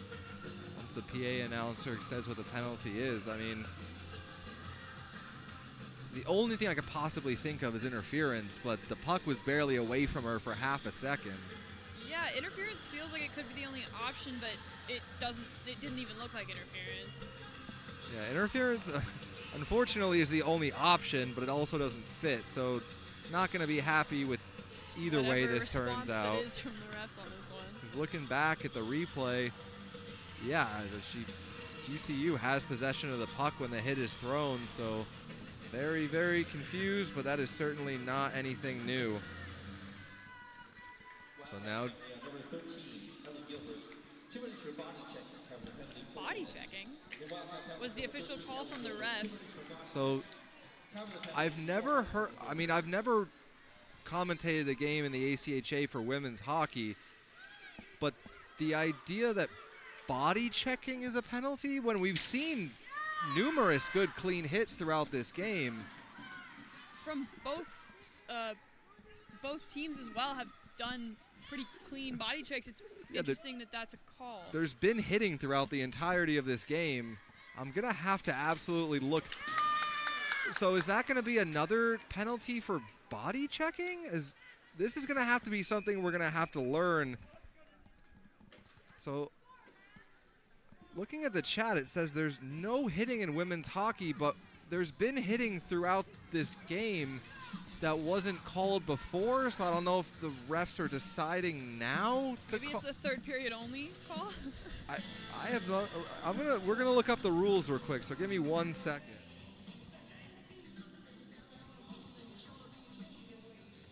As Sebastian takes a minute just to look at those rules, just to see where we're at with the refs' calls. We have face-off. Wildcat penalty number 48. Rylan Pesca, 2 minutes for tripping. Time of the penalty 4:46. And Wildcat penalty number 48. Okay, so that second penalty was for tripping, but yeah, looking at the rules, it describes it as in any area of the ice, body checking is not allowed if it separates the player from the puck and causes a change in possession. So that's potentially the reason that that one was called for body checking because it resulted in a change of possession. So maybe if a hit is thrown but the other team still retains possession, I'm going to have to talk with Coach Hogan about the intricacies of that rule, because if it had been called in the first period after the first hit was thrown, that would have made much more sense to me. But anyway, let's focus on this as the Wildcats have a tough 5-on-3 to kill off with 40 seconds of that to go. Quick shot there, Sorley, good job to get in the way. Verderber not letting anyone get any extra pokes on Sorley. Because my experience with watching women's hockey was with the new National Women's Hockey League, which has checking being permitted, body hits. Yeah, the PWHL has all those in fair play. Of course, in college hockey, it's a little different on hits and everything as well. So another tripping penalty is going to go against the U of A here. I do believe this is a pretty soft amount of calls on the U of A at the moment. Third period with 14:29 left to go. Throwing 3 Wildcats into the box for 2 tripping calls. This is a little bit tough look for the Wildcats here, as their bench is already quite short. So having 3 Wildcats in the box simultaneously is going to be a very difficult task for this Wildcats group to step up to. Verderber, a very big penalty killer. So we'll have to see if the Wildcats are able to survive this. Yeah, with Gilbert, Pesca, and Verderber in the box, it'll be interesting to see what the 5-on or 2-on look like. So we'll see who's going to get the 3 minutes, or who are going to be the 3 players out for this very, very long string of penalty kills. But I do believe that last penalty on Verderber was a bit tough of a look, because it did not take a lot for the GCU player to go down, and you're already on a 5-on-3. But can't control what the refs do, can only control what the Wildcats do from their end, and so we'll have to see here now. Yeah, so the reading of the rule is body checking is not permitted in any area of the ice. Body checking occurs when a player attempts to gain possession of the puck by separating the puck carrier. Quick shot there with a distinct and definable moment of impact using overt hip, shoulder, arm, or torso action. Very interestingly written rule there, but the Wildcats need to survive this long, shorthanded period as GCU tries to take advantage of the gift they've been given. So that one goes wide. Wildcats slowly killing more and more off the clock as Savannah Allen out there with Bryn O'Neill and Lily Valamont. So Valamont, Allen, and O'Neill tasked with protecting Sorley. Sorley with a great job to corral that puck quickly and not a rebound come out into the slot. And that'll finally give a chance for one Wildcat to escape the penalty box.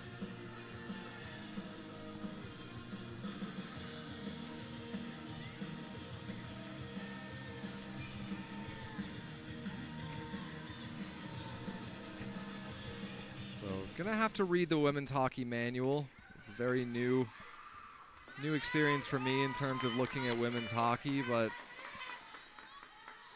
either way, apparently the Wildcats did a very good job of hitting without gaining possession of the puck earlier in the game. It's gonna be a fine line to walk, lining up a hit, but making sure it doesn't result in possession. Definitely something we'll have to see how it's called in future games as well.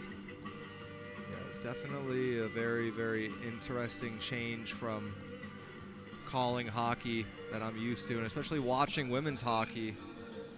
Either way, let's focus on the game at hand. 13:22 left to go in the third period. Wildcats still down 2 players, Pesca and Verderber, their 2 main penalty-killing defenders in the box, but Sorley does a good job once again to hold on to that puck as Toivonen was diving into the blue paint to make sure nothing got through either. Great defensive core being shown tonight. They really know that they got to protect their goalie and they got to protect as much of the space around Sorley as well. So Pesca out of the box now, so just for Derber. So the Wildcats on the verge of three massive penalty kills. And aside from the intermission break, that's probably the longest Pesca's been able to sit and get her breath back. So I'm guessing she's going to have a lot of fire coming out. Another chance. Sorley gets across and stops that one as Olivia Sorley playing penalty kill hero here at the moment. Now another chance. Sorley bats that one away and holds on to it. So yet again, Olivia Sorley with a fantastic display there. So if I was going to be marking my player of the game at the moment, I definitely have to probably go with Olivia Sorley or Bryn O'Neill, depending on how this goes. But because if it ends up being a one-goal game, that's incredibly difficult to figure out. Do you make the person who scored the goal the player of the game, or Sorley, who kept everything out of the net, the player of the game? But 12:45 left to go. Wildcats on the penalty kill for 43 more seconds before Verderber heads out of the box. Great block there by Bridal. Penalty killing excellence here from the Wildcats, just on the PK for so long. And you never like to talk about makeup calls in terms of hockey, but I got a feeling that GCU is going to be on a tight leash. And a great save again by Sorley. Sorley is definitely showing her commitment to the team with this one. She's putting her body on the line and going to cut those saves tonight.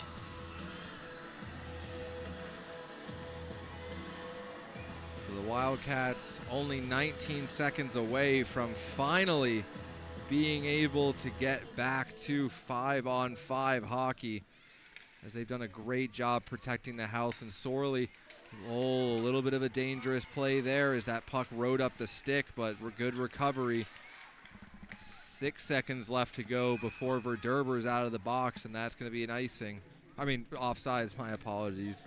It's been a bit of a long evening. Haven't called a back-to-back game before yet in my career. A lot of hockey here at the Tucson Arena, and so great to see. Obviously, the crowd on a Thursday night at 11:30 p.m. not going to be the biggest, but it does show the commitment of these fans of what it means to see the women's program taking the ice, as we are finally back to 5-on-5 for the Wildcats. And I'm guessing the feisty Bostonian Lily Verderber will be ready to try to crank up that offensive pressure.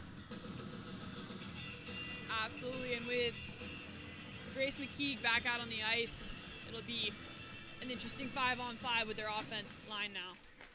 My apologies to Verderber. She is from Waltham, MA, not Boston, but it's kind of the problem with being from Massachusetts, is that if you live anywhere near or around Boston, which there's about 500 cities, everyone just thinks you're from Boston. So my apologies, Lucy. But so the Wildcats back on 5-on-5, a chance to start establishing some offensive pressure after being on the PK and down 2 for so long. Not able to get that one out of the zone. GCU with a chance out in front, but Olivia Sorley does a great job tracking that. Seals off the post. GCU there, luckily for the Wildcats, Sorley was ready, able to shut the 5-hole real quick as that deflected off a Wildcat as the Lopes were going for that backdoor play. 11:12 left to go in the third period. Inaugural home opening game for the revival season of U of A women's hockey.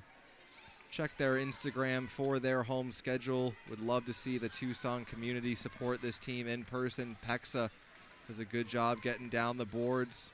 She gets taken down hard and slow to get up, but that's not body checking. This is going to be a discussion. I'm going to have a long discussion with Coach Hogan about how this is really defined in the course of the season, because,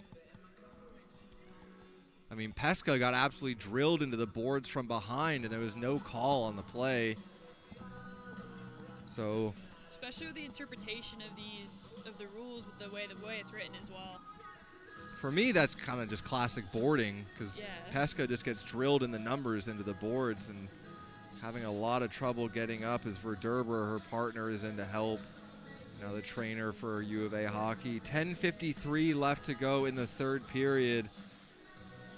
And if I'm guessing from the way Pesca's looking at the moment, that might be the end of the night for her, which would be a huge loss for the U of A as she has logged a ton of minutes. So Pesca being attended to here as Rylan Pesca. Been very impressed with her game so far. It's such a shame to see her take a hit like that with 10:53 left to go in the third. While they get all this sorted out, we'll just turn the mics off for a couple minutes until this is all resolved, and as soon as we're ready to get going again, we'll be back to bring you the last of the third period of U of A women's Wildcat hockey.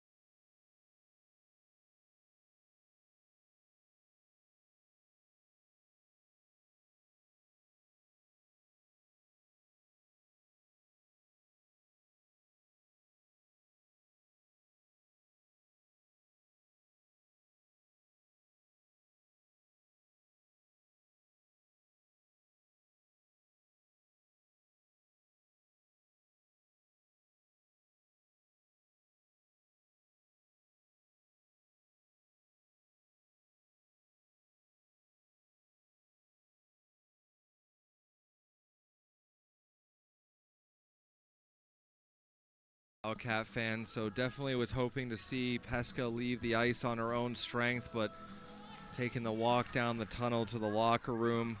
10:50 left to go. Hopefully the rest of this Wildcats group can maybe take a little bit of kind of jolt from that, seeing their teammate go down, and really want to get this win now for her after she had such a solid game and logged so many minutes. Quick shot there. That one just goes over the glove of Schneidmiller. So Verderber tries to get one on net. Chance out in front, just not able to get it on net was Lily Howell. As GCU errantly throws it through the center of the ice. Verderber trying to get it down deep, and she does as Thompson goes to chase back for GCU. Sealing off the boards. Great job there. Quick shot, and that one just goes wide as well. As Bryn O'Neill tries to get another shot on net as Lily Howell was screening, held in at the blue line. So now Bryn O'Neill gets it over to Verderber. Nice little move at the blue line to gain the zone entry. Drops it down into the slot.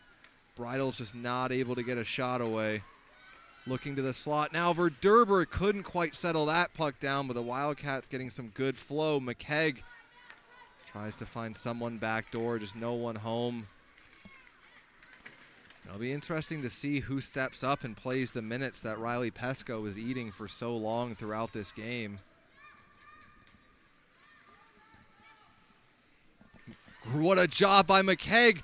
Puck comes out. It was in her equipment and popped down just in front of the slot, but she couldn't find it in time to get a shot away. That would have been one heck of a way to get the first goal of the season, carrying it in your sweater all the way into the slot. But now it's Toivonen winding it up in her own zone, tries to go middle, gets through everyone, back out to the red line. 8:56 left to go in the third period. Chance here and a good save by Sorley. Fans of Wildcats will be back next November 2nd at 9:30 a.m. to take on the University of Denver. So against the University of Denver, U of A women's hockey will be back November 4th at 9:30 a.m. The women's Wildcat program facing a lot of interesting schedule. We won't say problems, but let's say opportunities to thrive in the morning. Because early mornings from the girls. Yeah, 9:30 a.m. puck drop on a Thursday. But I don't know which is harder, playing at almost midnight on a Thursday or playing at 9:30 a.m. on a Thursday. But 8:27 left to go in the third period. Both Wildcats and GCU looking for that first goal. Now possibly a chance here, but nudged off the puck was Savannah Allen. And Schneidmiller holds on to that one yet again. So the Wildcats down a key defenseman. It might be Allen who gets double shifted here to finish off the final 8:15. Grace McKegg with Hannah Strand and Looks Taylor like Strand may Sarnen. be picking up some of those minutes as well. She's been out a little bit longer on these runs than she has been. Yeah, might have to have a forward playing D. So Verderber knocks it through the layers. Now Sarnen tries to go out to the slot. Good job by Schneidmiller to paddle that aside. Another good, so that's going to be a penalty there. Or no, that was offside. Okay, not going to worry about it. Hannah Strand, that pass is just out in front of her. They'll go into the boards. GCU using those pairs to make sure no one's isolated. And another tripping call is going to come here against Lucy Verderber. As GCU with some numbers trying to go to the net, and Sorley holds it off the line. But with 7:30 left to go, once again the Wildcats will be shorthanded.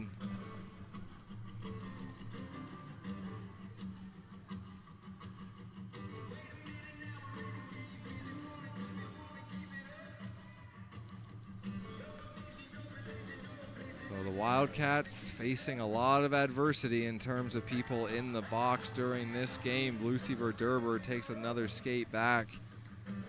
Don't have an official count of the power plays, but I think it's close to 7-2 now in favor of GCU. A lot of those calls have been tripping calls. So maybe just the refs thinking that the Wildcat players just aren't moving their feet enough to avoid the contact, but GCU with a great opportunity with 7:18 left to go in the third, back on the power play once again. But I will say, between Bryn O'Neill and Lily Howell, the penalty killing forwards have been fantastic, along with Savannah Allen. And it definitely looks like Lily Valamont, my apologies, Valamont is kind of picking up where Pesca was taken out of that slot. Chance out in front, Sorley blocks it. They send it up through the middle with just enough juice to get it all the way down to the GCU blue line. Now quickly up, just not able to be controlled there by Elizabeth Ramsey. Bryn O'Neill trying to spring herself on another break, not able to do it. Now a quick shot, great block there from Lily Howell as Ava Johnson just tried to rip that one on net, but Lily Howell in the way. 55 seconds left to go in the third period, or in the power play, my apologies. 55 seconds left to go in the power play, 6:16 left to go in the third period. Now GCU once again trying to get through. Did a kind of coincidental contact there, and GCU scores. So a bit of an error there as two Wildcat players get tangled up. And GCU breaks the ice and scores the first goal of the game. So now with 6:07 left to go in the third period, Wildcats will try to get one back here against GCU. Just two Wildcat players collide, and that puck just kind of barely gets past the left leg of Olivia Sorley, who's been so good during this game. But now it's time for the Wildcats to step up offensively with just 6 minutes to do it.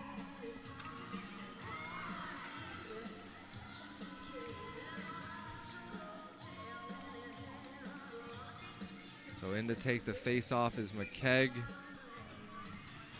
McKegg trying to win it forward, and they do. So it's got to be with 6 minutes left, it's got to be shot first all the time and just really try to test Schneidmiller. Good job there by Sarnen to read that play.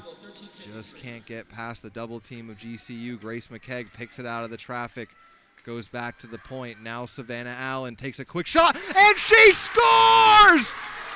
Savannah Allen from the point. Traffic out in front, and seconds later the Wildcats respond and tie this game at 1. What a job by Savannah Allen. In her interview, Savvy Allen, my apologies, Savvy, if that's your preferred one, but so soft-spoken during her interview and just comes up huge at such a big moment for this Wildcat group where they must have felt a bit deflated after giving up that first one late in the third. But like I said, shot first mentality, and Savannah Allen might be able to hear me from up here because she wasted no time ripping that one on net. Beautiful over the goalie's head there. So the first goal scored by the U of A Women's Revival program is number 94, Savannah Allen, and now possibly a 2-on-1 developing for the Wildcats. Quick shot. Allen can't get that one through. There's a new energy on the ice now. The U of A is ready and gripping shots right now. And Bryn O'Neill almost gets another shot off from the slot. But what a job by Savannah Allen with 5 minutes left to go now in the third period. I think the Wildcats are going to take a big burst, but right away GCU responds. What a shot from Elizabeth Ramsey as she skates onto that puck and rips it past Olivia Sorley. So after a long period of offensive drought, 3 goals in a matter of a minute, but GCU responds right away. So we look back at the replay. Wildcats are in a good position, but just not able to clear it, and Elizabeth Ramsey goes top corner over the shoulder of Olivia Sorley. So now once again, someone for the Wildcats is going to have to be a hero. So unassisted for Ramsey is just a bit of a turnover for the Wildcats, leads to a grade A scoring opportunity, and it should be a pretty wild final 4:48 left here in the third period as the Wildcats have got to get desperate and try to get one more past Schneidmiller. So GCU working it down low, and I got a feeling GCU is going to do their best ability to just keep possession. They throw another quick one on Sorley, and that gets blockered down. So the Wildcats with some work to do here. Olivia Sorley has had a fantastic game. Just that first goal was a little bit of a broken play, kind of sneaks on the back door, and then just a turnover, and Ramsey makes no mistake, take it with that opportunity. Sorley definitely has great on-ice vision. She definitely is able to anticipate where the puck's going to go, where it's coming from. But now the Wildcats, Bryn O'Neill going to try to create some space. O'Neill goes center to Howell, a quick shot, and a good save by Schneidmiller, as that one was right into the chest. But Bryn O'Neill and Lily Howell once again creating some good offense there.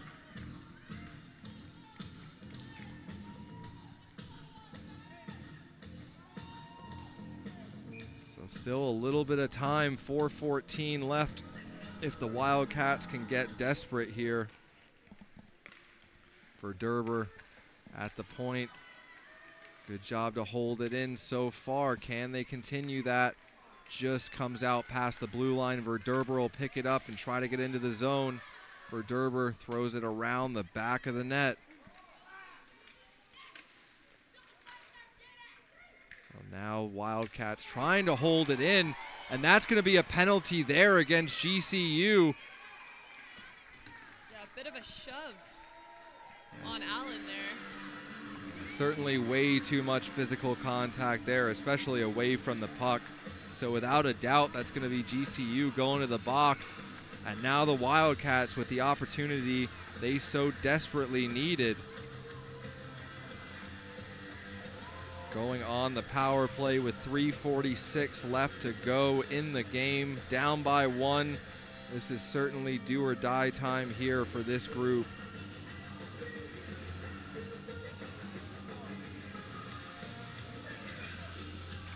So Grace McKegg in to take the face off. Wildcats are able to get the puck. Now over to Verderber. Verderber waits, tries to go down to the slot. Read well there by Strand. Strand gets it out in front, and the Wildcats just not able to collapse in time to get a follow-up shot. What can they do here? Hannah Strand pasted hard into the boards, but the Wildcats come away with it. Grace McKegg over to Saarinen. Quick shot there and a save by Schneidmiller. So the Wildcats have exactly 1:30 left on this power play, 1 minute and 30 seconds to get something done. It would be so amazing to see them be able to come back and tie this game when they've played so well, especially Olivia Sorley. Savannah Allen getting the first goal of this program's history in the revival season. 3:13 left to go in the third period. We'll get another drop of the puck here, and it'll be Howell in to take the face-off. Good support there by Bridle to come in. Now a quick shot from the point. That one gets blockered. Puck still loose, but GCU able to get to it first. 1:14 left to go on the power play. 2:57 left to go in the game. Wildcats desperately trying to keep it in the zone, but GCU with a good clear gets it all the way down. Sorley knocks it down for Verderber. She'll skate it up. Can't connect at the blue line, but gets back to it.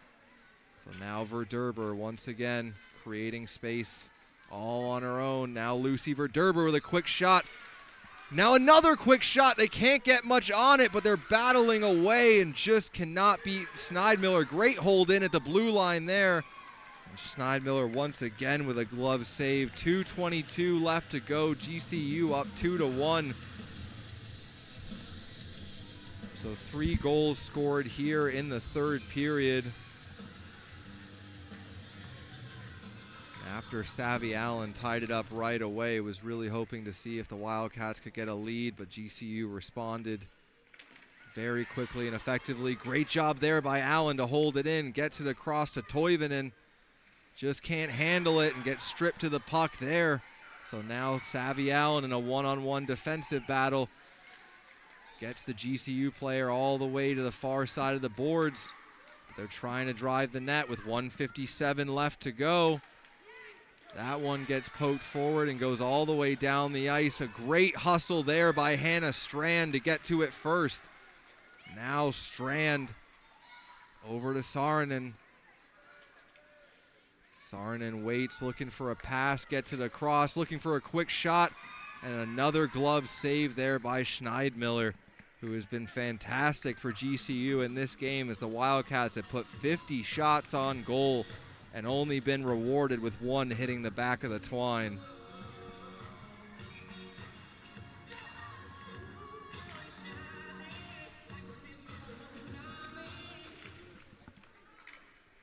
So GCU gets that one all the way down. Refs say that it got deflected, so no icing, but GCU gets to it first. They try to center it to the middle. Nice little touch pass there. Bryn O'Neill racing down the ice with 1:20 left. O'Neill gets dragged down. No call on that. So O'Neill trying to use that speed to create offense, just not able to get past. Now GCU tries to feed to the slot to their go-ahead goal scorer, and Elizabeth Ramsey, but can't connect, and this will be an icing. 1:02 left to go in the third period. Thank you so much, everyone, for joining the stream tonight. We will be broadcasting as many of the women's programs games as possible on this YouTube channel throughout the season. Make sure to follow the women's program on social media, Facebook and Twitter, for updates about the program, home games, promotional things, all of that good stuff. As now Ramsey looks to take it to the net, can't get there. Toivonen knocks it up to Howell. Bridle calling for the puck, but it's just out in front of her. Good job there. Bridle now trying to skate on this. Trouble along the boards. Wildcats lose possession. Verderber can't hold it. They try to spring the breakaway from GCU. 35 seconds left to go. Wildcats running out of time here in the home opener. And GCU with 26 seconds left with a 1-goal lead. Probably not going to take many chances. 20 seconds left. Bryn O'Neill not able to pull off that move. as she's done so many times throughout this game. 12 seconds left to go in the game. Now maybe a chance from the slot. Bridal just can't get the shot away. That will do it for the end of the third period and the game. So GCU takes the win in the first home opening game for the U of A Wildcats women's program, but a lot to like out of this group, and very excited to continue watching their progress throughout the season. Sebastian Janik for University of Arizona women's hockey. Keep an eye on all the social media for updates, and we'll bring you every game we can from the Tucson Arena. Thank you so much for tuning in. This is University of Arizona women's hockey.